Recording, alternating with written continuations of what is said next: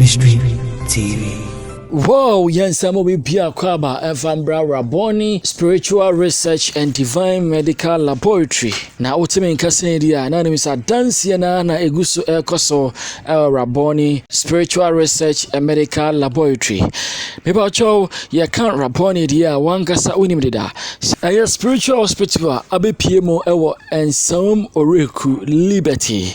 Na adansie no ayemo adansie no ayekese amamanfo enyom faudie obi odene ha obeba obia no onsan fane ha wonko na raboni de bia meka kire se eye spiritual hospital sori ye wo hospital ye wo lab no na doctor etimehwe no prescribe edru ediama no sanso na raboni spiritual research and Divine Medical Laboratory and also your spiritual hospital oba Dr. Penny Prophet Dr. Abednego ebetima show ni akoya spiritual lab na wapomoden so no de sunsum niema so aka sunsum niema ho etimi ama oniema so no etimi akoyi hano itini bebe atimi nkebia no mekanfo Raboni Spiritual Research and Divine Medical Laboratory ma se wo ha be na da so amane be na da so fo piemu na obenya wonkwaje enen so no adanse bebre so etimi ekoso abro adwen ene entiase so me semre no yenko na yenkoti adanse ni memra Allah in the name of Jesus.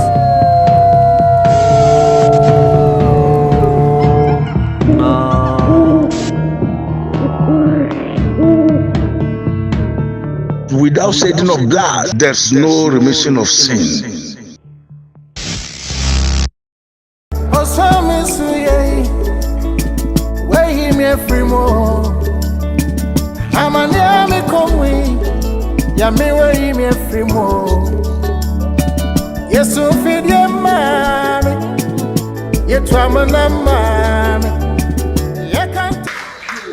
Hallelujah. Pacho me eba ha na ya worry for 3 years ni entime wo enti ye dey sembe die rade nim no kra nyame adom within 1 month ye koye me anyem ena ye beka say wo se ye ko abrochi me beka abrochi na wakowo enti ye dey sembe die rade nim ema nyame ma ho kwan so wonko enti okọ last 3 days ofre say ni sisi ontimi kra afei na ontimi nya hwe nti odahwa na empaibo saa na nyame adom ne ho atono nti migina ha me de rade as meso dae endra meso dae na me free krom enwumre me ko me kwan mu na me hu nkofo miensa aso mo de bibi white abom mu ne bibi powder me twom mu ho ana awonse begu me oka ni mu ana me ni so teye me sa so dae biom na daddy ene bra wisdom ne antidoka so dem ena me kom me dru ha na papa si o me ngina ho na nyame bebie kwan ama me amen hallelujah pacho me dan nyame asese odimi akọ school aba wansumjemu na asana meko school no me de ma se be dan rade se school no be ma me letter se me ye internship me nya company papa me ye internship no nyame adom papers ni nyo mama me papers se nyame adom nyame adom Monday me fa papers no bra na me start internship pacha yampa bi nyame ankasa me paper so o manisika dia eni dia court be ko bia wa obedi beni ba atwa bibia so nti wa no bi papa o ka yete na haya me dia de me re manisika ma wa no papa ka che me se ko dani ho na o me ko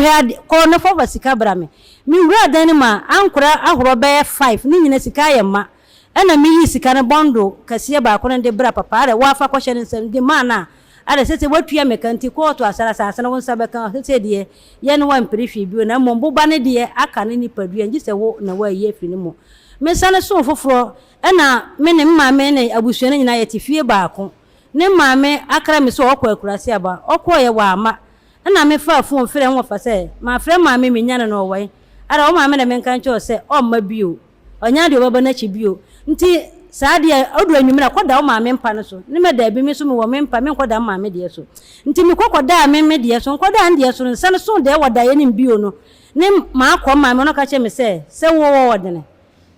pa wo hu se ma afire wani pen wa cooperation dan me mpre nan wa kokro mada ni nyina mu wakọ wono so be ye operation be wie ne be hu akora no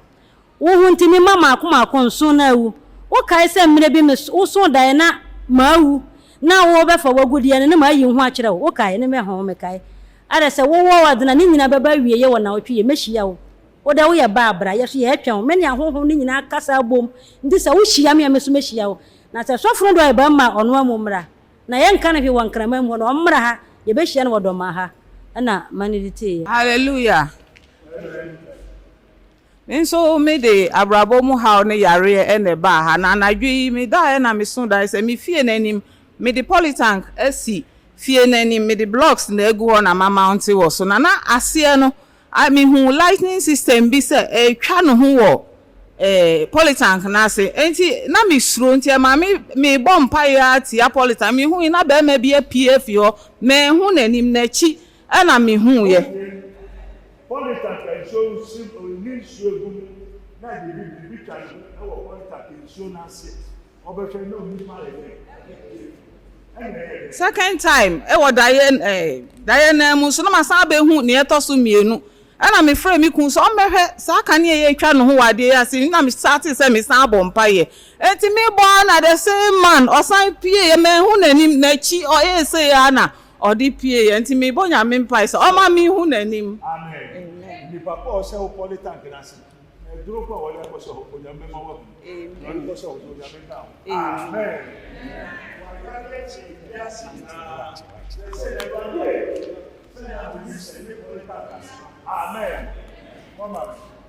Miss Hallelujah. Miss Mijina ha me de rade asese abre na be na obo me ne me manu ho ban. Miss Diana me ba na papa ba se o ba no no ma me 2 million se menji ana me ji ska o ma me ska wie no ka chem se o pe se o di nkola no ma ko ana me sense ade 2 million no de ba be fa nkola no ma ko na nti me hu se o ba bi so ba no ne ne na ana o ba no so ma nkola 25 series ana me ma no woni se me mpe so be sa ma nkola no ska bi nti no o fi ha ko na o mu ko me kwa me kwatina na me hu se ma ase so ati ho na o ka chem se ya me nya abotere na enye bufuo se nti me ne go so kasa na o ba ne ba na o be ka chem me ba ne papa se o sira na se on ne me ne nkana o be se o ne me enye ba ko na me si de me pesa me ne obi aba ye ba ko na me so le ko Hallelujah. Me soon die. The ana me su ani se biti baby ana mo se esun bi abeda me so esun ni ba na mo se bo abia be chimechi say me hu ana me start say me ne struggle we struggle sa na mo se ye krama kese bi we force ya na ane mo hu ana me di krama ni hwifam ana kani abi be to ho no ma bibia ye shan me hu a krama ni na da ho ye wewu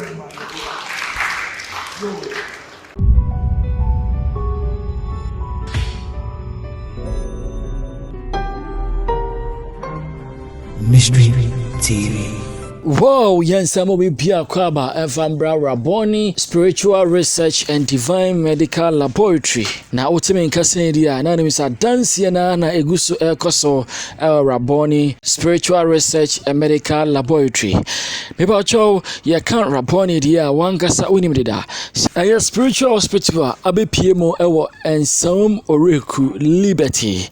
Na adansie no ayemo adansie no ayekese amamanfo enyom faudie obi odene ha obeba obi ano onsan fane ha wonko na Raboni de bia meka kire se a spiritual hospital study ye woko hospital ye wo lab no na doctor etimehwe no prescribe edru ediama no sanso na Raboni Spiritual Research and Divine Medical Laboratory and also your spiritual hospital oba Dr. Penny Prophet Dr. Abednego ebetima show ni akoya spiritual lab na wapomoden so no de sunsum niema so aka sunsum niema ho etimi ama oniema so no etimi akoyi hano itini bibia otimi nke bia no mekanfo Raboni Spiritual Research and Divine Medical Laboratory ma se wo ha be na da so amane be na da so fo piemu na ubenya wonkwaje enen so no adanse bebre so etimi ekoso abro adwen ene entiase so